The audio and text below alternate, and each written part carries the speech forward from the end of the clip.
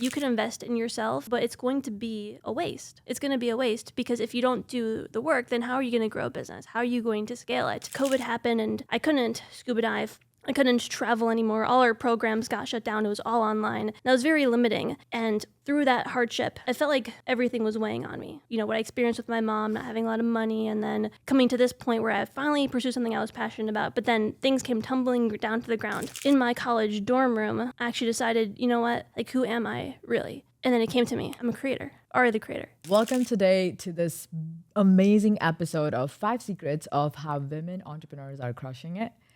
And we have Ari the creator. She is absolutely one of a kind of a creator who is helping conscious entrepreneurs monetize their offerings and programs through YouTube, one of my favorite places when it comes to social media.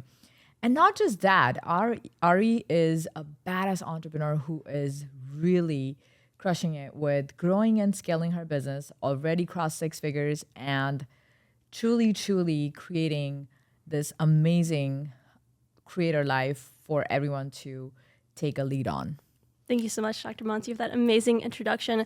I want to introduce you as well to the audience. So here we have Dr. Monty, and she used to practice modern medicine, and she left that 3 years ago to pursue entrepreneurship. So now she helps other entrepreneurs to establish their own tribal leadership. And so she helps other people to create their own communities, to do their own in-person events and online as well. And they have 3 core pillars, which is health, wealth, and sovereignty.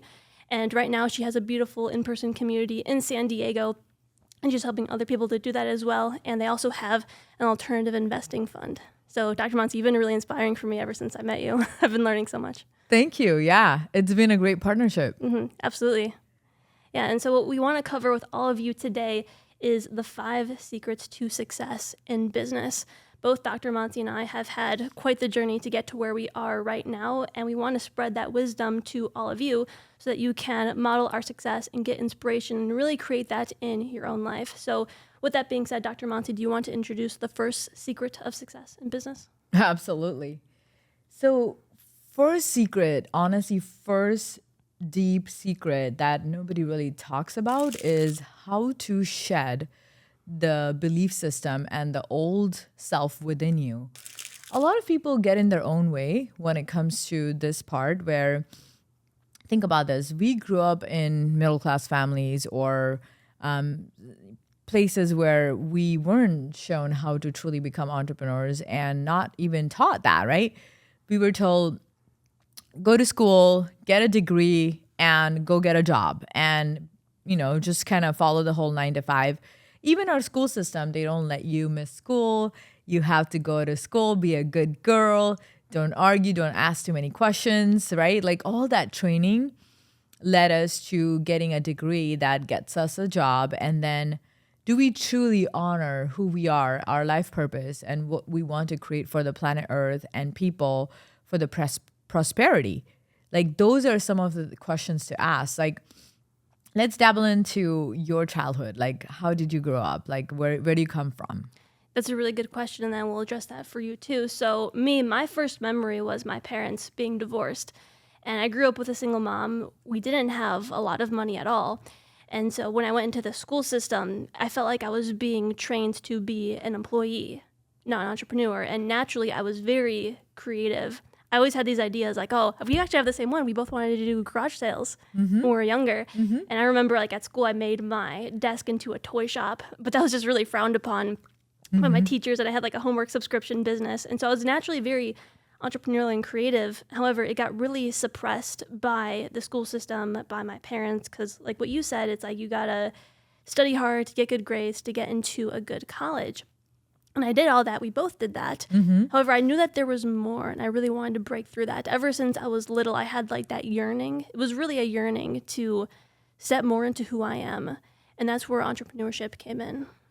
So. Yeah, we're very similar. I had the same thing where I had subscription program with, I wasn't charging money, but like whatever I wanted, like, someone would bring me lunch or someone would get me some chocolates that I like. It was just more of those type of things, but the barter system is what I was doing. And I actually, when I was little, had this yearning for sales. And there was a time when I would, in the summer break, I would create some stuff, or there's all these goodies in the house, right, that's lying around. And I would gather it.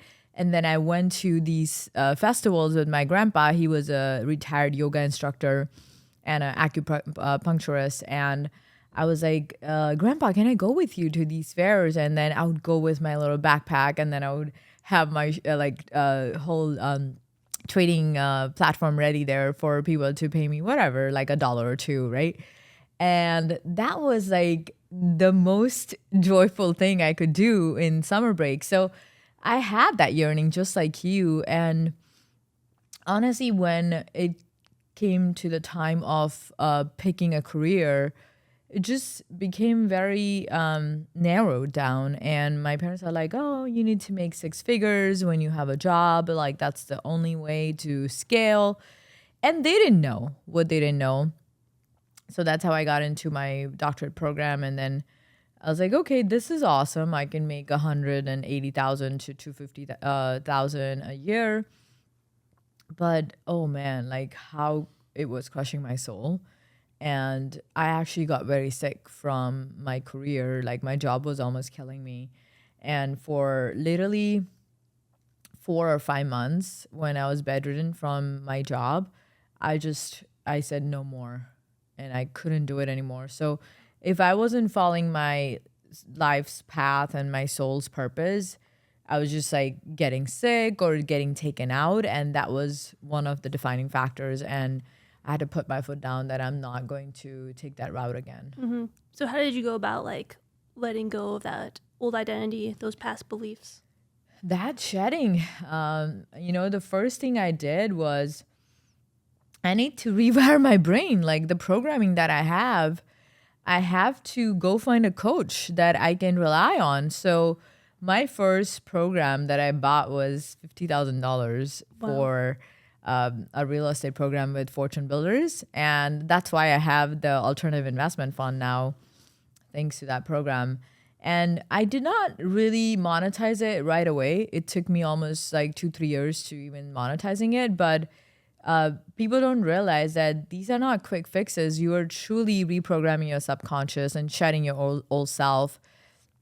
So that was my entryway. And I just was committed. I was like, no matter what, I'm not going to budge. And the fear and, the panic attacks that I had to go through to like understand how I'm going to become a successful entrepreneur, those were the adversities that I had to really hone into and see what was the silver lining in that. So we're literally transitioning from shedding your old self to the adversities that will come from the shedding and how to get that second secret going. You want to talk a little bit about what's the second secret here? Yeah, so the second secret is really taking that hardship, that adversity, and turning it into power. And so I could really speak on this one because I know I mentioned that I had a single mom, and that brought up a lot of anxiety around money, a lot of money shadows. And so I had to really take that and transform it into something very powerful. And I actually did that through my college education because I heard, I grew up in Indiana in the Midwest, and there was no oceans, and I'm very passionate about the ocean. And I read this article at my state's university, Indiana University, that there was a gentleman who was the first male marine biology graduate. And I was like, oh, wow, that gives me like an opportunity to study marine biology there. And like I didn't even know that they did it like in state, but I actually took that route, and I was studying the ocean. I got to travel and stuff. But COVID happened, and this is where the hardship came in. COVID happened, and I couldn't scuba dive. I couldn't travel anymore. All our programs got shut down. It was all online. And that was very limiting. And through that hardship, I felt like everything was weighing on me. What I experienced with my mom, not having a lot of money, and then coming to this point where I finally pursued something I was passionate about, but then things came tumbling down to the ground. But in that moment, I decided to turn it into power. And what I did was, in my college dorm room, I actually decided, you know what, like, who am I really?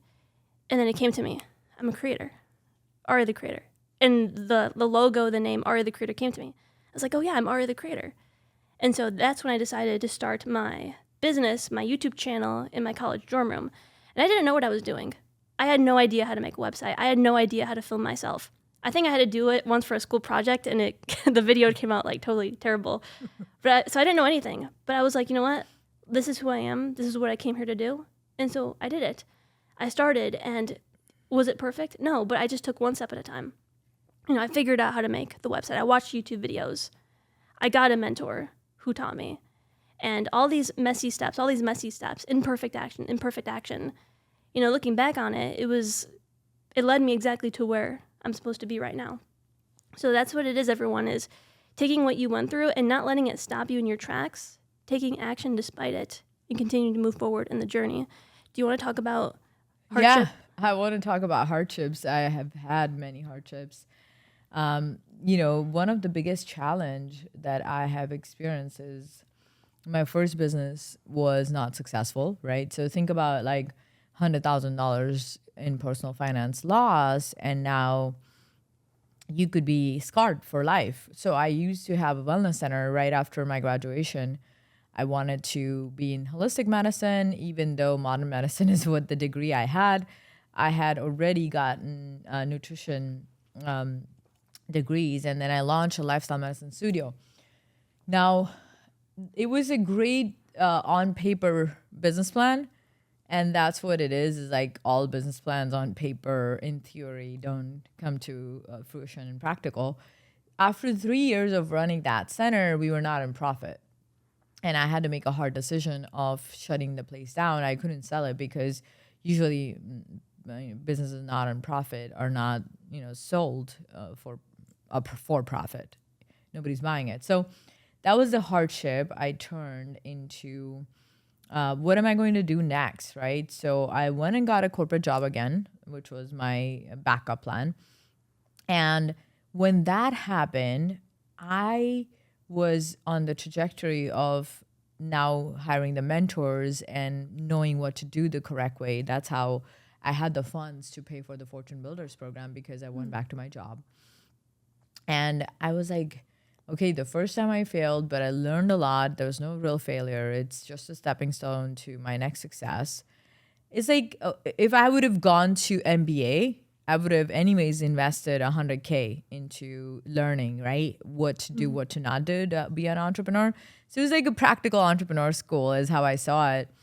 And then I hired the coach for $50K. And that's when things started shifting for me, because now I had more strength that whatever I'm learning from my coach, this person, like they're actually from San Diego, the Fortune Builders program, Than Merrill and his partners. And I got to learn firsthand from them, like really amazing guys that have done well in real estate. We're talking like their net worth probably like over a couple billion right now. And I just knew that everything that I was learning from the program, something's going to click at some point. But then COVID hit. So that was another adversity, is like things shifted and I got sick during COVID. Not from COVID, from my own personal issues that I was dealing with. And how did I turn that adversity into my benefit? I was bedridden. COVID was happening. Nothing was open. There was no events, nothing. I had one thing on my hand, my phone and a social media platform called LinkedIn. And just like I had energy every day for an hour or two, and I started creating content. And that's where my LinkedIn took off. I was just getting this flow of followers. Like we're talking like 20, 30, 50, 100 followers a day. And I'm like, what is happening? Right? And I'm not even well, like I'm sick. So I'm like, wow, this is truly me converting my adversity into my power and strength. And I was being honest. What were you posting on there? What was I posting? I was posting on how my passive investments is helping me during this phase of transition. My story about, being an immigrant and how I see the matrix in America, like including health and money and all that. What was I talking about? I was also talking about some of my modern medicine adversities that I've seen in the industry, that I was speaking my truth basically, that as a doctor, I don't see that the medicine system is congruent with truly giving people their health. There's no healing in it. I was saying modern medicine is broken. I was also talking about how, there should be no advertising done on these pharmaceutical drugs. So people just started loving all the content I was creating around this. And right now I have 31,000 followers on LinkedIn, which, compared to some of the other creators is not crazy, but I learned how to monetize my audience, and we'll get into that. But I think that's what's missing. It's not about the number of followers or the numbers on your thing. It's about, do you know how to truly convert your audiences? Like from LinkedIn, I have built 2 businesses, one 6 figures and one 7 figures. The investment fund started in the middle of COVID, and all my clients came from LinkedIn at a time where I couldn't even really meet someone face to face, right? And then I also have a health business that I launched from there. So truly knowing how to monetize your channels or your social media through content is, I feel like that's where we connect. Yeah. Yep. You specialize in LinkedIn. I specialize in YouTube. Absolutely.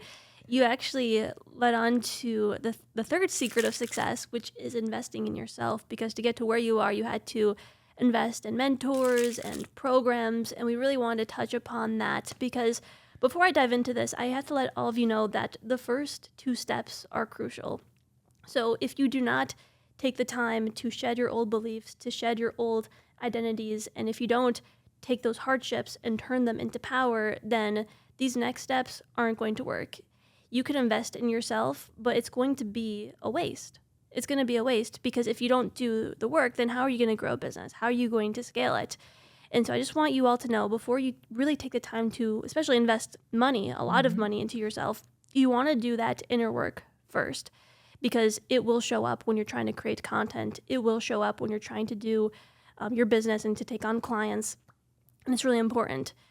So when it comes to investing in yourself, Mansi shared earlier on what she did to do that. But speaking from my own experience, I've invested a lot to get to where I am right now. I invested in coaches to help me with business, with my social media, but also personally and spiritually. That part's important as well, because you can have all the strategy in the world, all the strategy, but if you don't do the inner work, then it's never going to work. And so I invested a lot in that as well. And so I was doing Tony Robbins' Business Mastery was the first one I invested in. Again, I didn't have the money for it, but I got very resourceful. You were just a barista girl. Yeah, I was just a barista. I was working for minimum wage. I was a barista, and I was listening to all these. Who spends $10,000 being a barista girl? Like, most people will say that's above my pay grade, right? Yeah, exactly. But I got very resourceful. So what I did is I had a thesis for my degree that I had to do, and I got this fund for $2,000, and they sent it to me. And I was supposed to use it for the thesis, but I actually put it as a down payment towards Tony Robbins. Because it was during COVID, everything was very unorganized. And they never asked for any receipts or anything. So I put it towards a down payment, and then every month for a whole year, I had to pay $725 a month. Now, I wasn't getting mentored during that time. I was just, saving up for this conference. I was doing the payment plan to go in August after I graduated.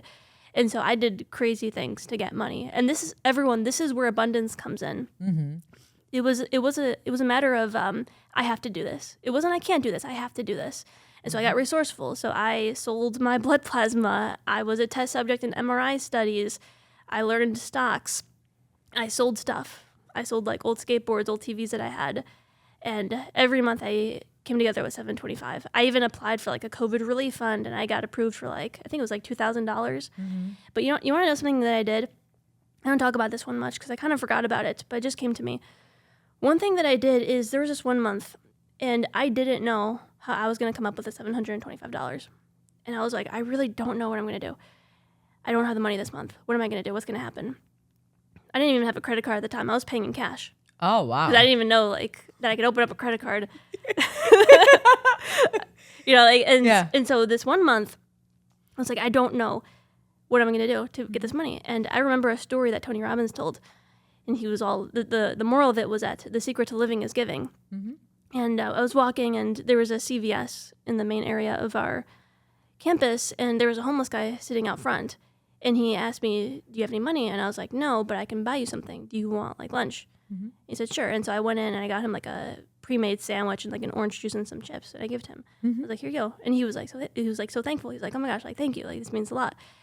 And I left there and I felt like really, really good. And the fear of not being able to pay $725 like just diminished. And that's when I got approved. I think it was like $1,700 for the COVID relief fund right after that. Wow. I kid you not, like literally like 2 days later. You tapped into like, your abundance codes. Yes, I did. Because you didn't stay in the scarcity mindset. I'm very similar. I actually buy homeless people food and clothes and whatever is needed a lot of the times. And it's such an amazing feeling. And even though I could be drowning and struggling, it doesn't matter. Like I always have enough to give is how I've, seen my life. And that's why I feel like I am where I am in a short amount of time. Yeah, I think that really ties into the third step of investing in yourself. It's not just investing in yourself, but like investing in others too. Yeah, really having faith in the universe. Do you know what I mean? Like investing into goodness. Yes, investing into the goodness. Because it'll come back. People don't realize, like growing up, my mom always taught me this. She said, everything will come back tenfold. Like, I say I take it notch up and I say 100-fold. Because tenfold is still small. And this story, of giving, I have something really funny. My mom she's got a big heart and, she always treats everyone very kindly and everyone's welcome to our house to eat. Like we're big on feeding our whole community. And my mom always said, oh, we give and everything comes back, right? So I found a big stack of $2 bills in my parents' closet. And I was, I think, 8 or 9 years old. And I grabbed it. I was like, ooh, this is awesome. I can start blessing people at the temple. So when we went to the temple on Sunday, my parents had no idea. I had that in my pocket. And then we kids have a little area where we hang out together because we have spiritual learnings there. And then when the service was over, I started giving all the kids. And then someone called my mom. We had the home phone. We didn't have cell phones at that time. And she was like, did you know that your kid is giving away $2 bills to all the kids in the temple? And my mom was like, no, I don't know. Were you in trouble? I was in a little bit of trouble. My mom sat me down. She was just a little upset. She's like, that's not how you give. You definitely want to give more in service, kindness, food. So then I learned my lesson that don't just give away money, but buy people things or, different types of giving. Yeah, do good deeds. Yeah. So that was my 8, 9-year-old. So that's literally my first story with money is money is created to just share with everybody, if everyone's winning, I'm going to win. That's the only formula I know. Yeah. No, that's good. I love it. And it shows you from an early age, you were giving in your nature, but yeah, everyone, that really is the secret that's one of the secrets is investing in yourself and giving, but not expecting anything in return. I think if you give and you hope to get, I think that's where it doesn't come back tenfold, 100-fold. But if you truly give without expecting anything, that's when it comes back. Yeah. Absolutely. Do you want to talk about the fourth secret of success? Yes. The fourth secret of success is you've done all the shedding, you've done the investing in yourself. You have truly, now come to a point where you should be pretty much growing, right? So when it comes to growth, I want to be very honest. Growth is messy. Growth is freaking uncomfortable. And even though you've done all the shedding, what happens is when you're growing, it looks very, very messy on your books, in your head. There is so many moving parts when you think about growth. So You have this, let's say now we have this one-on-one practice, we've got some money coming in, and then we start feeling bottleneck because solopreneurship doesn't fly for too long. Let's be honest. You need teams, you need partners, you need, you need to create a system. Like a business owner who is truly creating systems will have leverage to live the most fulfilling life that they've, desired. If you want to be just self-employed, you stay stuck in that place where you've just kind of, in the name of entrepreneurship, you bought yourself a job, right? Like if you do the training time for hours and do the math, you probably make less than your corporate job. So truly growing it's called growing pains, not growing tickles. Yeah. Yeah. That's a good one. I never heard that one.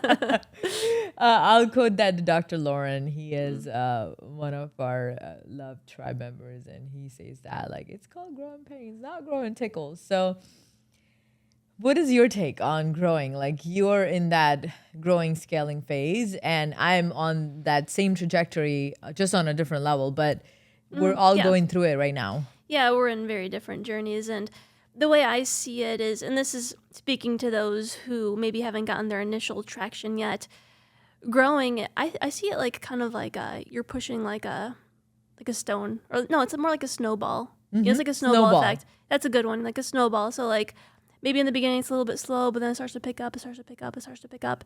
And it's kind of small, you don't see it's moving that fast, right? Yeah, and so for those people who maybe haven't gotten that traction yet, know that it happens very gradually, but then all at once. Mm-hmm. I was at an event once, and we all agreed that the first client was like the hardest one to get. But then once we got the first one, we got the second one, and the third one, the fourth one, the fifth one. So it's really it's a process in the beginning, and you do need to have that patience. You do need to have that growth and learning mindset. Like, okay, this didn't work, but what did I learn from it so that I can do better next time? So it's one of those things as well. If you're starting a business, if you're starting on social media, you may not get the traction that you want in the beginning. You even said it took you like however long. How long did you say? Like 2 years for it to get off. It took me like over a year. Yeah, to get 1 to 2 years. Yeah, just depends on. And so like when it comes to growth, it's really not like a get rich quick at all. And so it's something that happens gradually, and you need to be patient in that process and just really trust that this is going to unfold the way it's supposed to. So as you're growing, have that mentorship, have that support group, because entrepreneurship can be a lonely journey, and you do need to have your tribe, whether it could even just be like a close friend or another entrepreneur who's on a similar journey. It's really important because you can get really lost in your head, and you can maybe even self-sabotage and talk yourself out of it. Mm-hmm. I know for me, when I was starting my business, I even had my dog, like a little puppy dog, and he helped alleviate a lot of the stress that came with it. So I think just having something to support you along the way is really important. But again, once you start growing, like you said, like you're going to need teams, you're going to need systems, but it takes time to get to that point because you can only go solo for so long. And mine was more recent that I started hiring people to help me with the back end stuff because I can only do so much in a day. And after hiring people, I could get more done in a day that otherwise would have taken me 3 days, maybe even 5 days. Right. And so, yeah, that's a power in it. Like you can only go solo for so long. Yeah, and even if you do, it's like you wear all the hats, and that could be very tiring. It's good, though, because you do learn a lot of skills. Like, let me tell you something. Like, as I was growing, I've obtained skills that I didn't even know I would need or that I would ever have, like sales skills, marketing skills, people skills, bookkeeping, legal. The list goes on and on.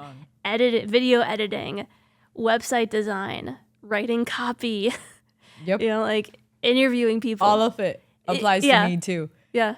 Like, I mean, I went to school to become a doctor, and now I write copies and create websites. Like, I've myself created multiple websites. Had no idea how to do any of that. And honestly, with the modern technology, like all the coding and everything has become so much easier now. And I'm not saying for people to do all that. Like, there is things available, especially with our offerings that we have. Like, we have so much support available to get people off the ground. And that's what I love is like they don't have to worry about the things that we had to worry about. And that's what we bring to the table is the shortening of the learning curve that we can truly bring for them is, I would say, priceless. Yes, absolutely. Like better teams, right? Yeah, absolutely. That actually leads us into the fifth secret of success, which is scaling what you have. And that's different from growing. Growing is like getting off the ground, getting that traction, Making your first six figures. making this into something viable. I think the 6-figure mark is like a really good time to start like scaling and getting the support, automating systems and processes. Do you want to speak more upon scaling? Yeah, absolutely. Scaling. It's truly the big secret that all high-level entrepreneurs has, right? Like, how did Grant Cardone go from 1x to 10x? And he says 10x is easier than 2x, right? So how did Benjamin Hardy do that? Like, how did Elon Musk do this? How did Mel Robbins do this, right? Like, Gabby Bernstein, whoever's your favorite person. I love Jay Shetty, Kim Perrell. There's so many awesome names to take.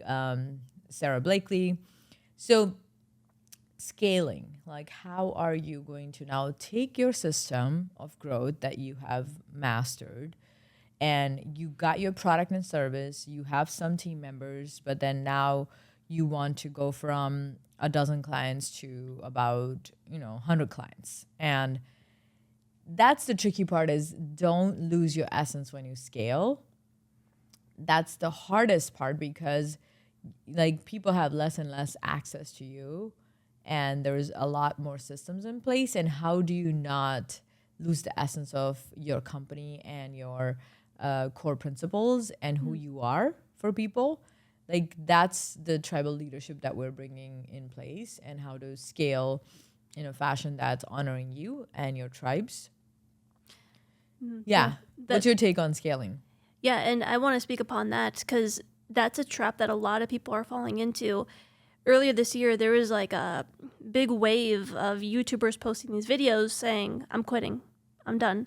And I watched a lot of them, and a lot of them said that they were just so burned out because they lost their essence as they were trying to scale. So they took on these team members and they put all these systems in place and they became a manager of those people, those things, and they were so much in their left brain trying to manage it all and keep track of it all. And it's like they lost their voice. They lost who they were because they now had people writing their scripts. They had people doing their thumbnails and it just wasn't them anymore. And a number of YouTubers, even in my own niche, were posting those videos and it was all like the same similar story. And some of them even took like a sabbatical just to travel and try to, because it really damaged their mental health as well. Because like, especially with the social media aspect, it's like now they have this audience and they have to like, it was more of like a chore. Like, oh, I got to like follow the script that someone else wrote to try to please these people. It was just. The authenticity of who they were was gone. It was gone. Yeah. Now, how do we scale in a fashion that's not taken away? Like, do you feel like there was something missing in their process of scaling where they didn't truly realize what was their zone of genius and staying in that? Because we all have favorite things that we want to do. Of course, my thing is my whole offering with the tribal leadership, my connection with my people, and creating authentic content, right? Like those are some of my favorite things. And as long as I get to keep doing that and I don't have to become something else in order to keep running my business at a bigger scale, I would be happy. And what do you think was missing? Like, do you see some disconnect there? Like, let's talk a little bit more about the growing pains of scaling. I think a lot of them rushed into it really fast. They were like, this needs to happen now. It needs to happen now. So they hired all the help now. And I think it's better to ease into it a bit more slowly so that you can really fine tune what works and what doesn't.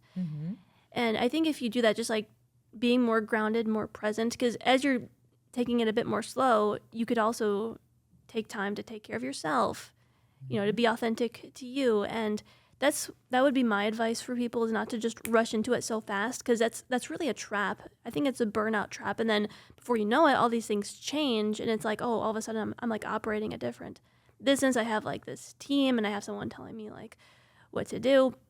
And so a lot of it is taking it slow, being authentic to you, and then also just checking in on yourself and asking how that is. And I think having a mentor along that process is really valuable. Really valuable. I Yeah. feel like a lot of people get heady. They just don't know what they don't know. Someone who's ahead of them, like, let's be honest, like, I'm 38, you're 24. I have a journey that I have gone through that you have yet to discover for yourself.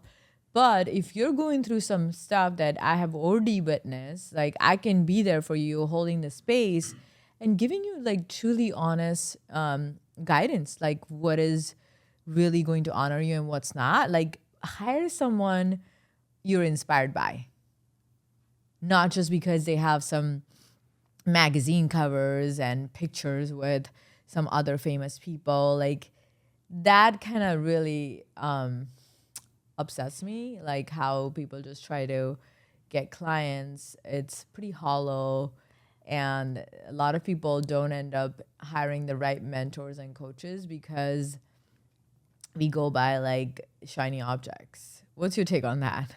Yeah, no, absolutely. And let me think on that for 1 second. Let me just digest what you were saying. Because there's one thing I was going to say, but I forgot. Sorry, I lost my train of thought right there. There's something I really wanted to say in that, and then I listened to what you said. Repeat what the last part you said. Well, I was saying that hiring the right mentors is probably a whole new episode that we're going to have to do. But I was just talking to my mentor, and he said it is so crucial that you don't hire someone just because of all the things that they're showing you, like magazine covers and you know what I mean, like the pictures with other high-level entrepreneurs, like that show and tell of shiny things. Usually there is no authenticity in that, and that's where a lot of people kind of get burned too. With the wrong mentors. Like, what were you saying? Like, what was is it coming back to you? Yeah, and like with the shiny stuff, like like a lot of people can't even see themselves in that. Like if you're like with all these celebrities and like if you are kind of flashing yourself, it's like people like can't really relate to you. So I think it's important to also reconnect with the person who you're trying to serve. Reconnect with the whole reason why you started this, because that's exactly what got you to where you are now in the first place. I think reconnecting that and having someone to even like look at your stuff and give you honest feedback. So one thing I do for clients is I'll look at their content, and I'm very good at detecting whether or not this was authentic, whether this captured their true essence, or if they're just trying to follow a script to hopefully get a sale, get clients, or hopefully this to go viral. And so that's what I do for clients. And I think it's really important to have someone audit you to point out these blind spots. Someone who's not like a best friend who will always say, oh, that was great, no matter what. Like someone who will say like, no, like, you could have improved this way, or, this doesn't really seem like yourself in this. And so I think it's important as well to just be relatable with your audience. If you're struggling with something, tell them like, yeah, this is what I'm going through. This is how I'm working on it. I have this mentor, and I tell you all this so that you truly see where I'm at. A lot of these YouTubers and just people overall online, it's like they're hiding the reality of it. And it's kind of like you lose the human connection because that's what people relate to in the first place. So I don't think you should hold that stuff back. I think you should share it with your audience openly, vulnerably, authentically. And that's what will get them to connect. They're not going to connect with like you flashing, like that's not authentic to who you are. It's the stories, it's what you're going through, the struggles of it. A good example is Layla Hermosi. She does a really good job at just showing what she's going through. In the moment, she even said something like, oh, I can't make content this week because I'm doing like this hormone therapy, like, all these things, like the real story behind it. And like, I'm sure people heard that and they maybe related to some of that. And no, like she's being real about it. She doesn't always need to be like working, like looking perfect. Yeah, she even posted a picture of herself in bed, like looking kind of rough. But I saw that and I was like, wow, like that's a really relatable thing. She's being open, she's being honest of the true journey of entrepreneurship. Yeah. Because it's not all sunshine and rainbows. Like we go through struggles. Yeah. Some days are really messy. Yeah. And, you have to love all parts of you. Yes. The good, the bad, the ugly, the best, whatever is coming, you have to learn to really love all parts of you. And this whole looking good, trying to look perfect, looking strong all the time, having a perfect, pretty face to post, like all that. Like I post raw pictures. I do videos without any makeup, literally sometimes just sitting in a dim light. Like I'll make the video and then like 50 people like that on LinkedIn, right? And LinkedIn is considered to be a professional platform. Like, people have all these notions. Yeah. And I just say, just be authentic. Yeah, no, definitely. Same thing. I'll just be walking. Like there's an island here in San Diego I like to go to, and I'll just be walking on the island, and I'm just like, I feel like shooting a video, and I have like a baseball cap on, and I just like pull out the camera. Yeah. I just pull out the camera, but like the message is there. It's on point because it's in the moment. It's authentic, and it's truly what my heart wanted to deliver to them.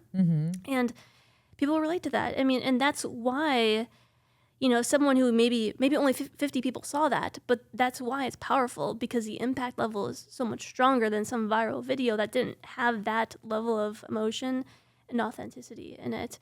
So yeah, no, definitely that's good. Do you have any last things for the audience that you want them to take away? Yeah, absolutely. Have we never dabbled into some hardships as colored women that we have been in this country?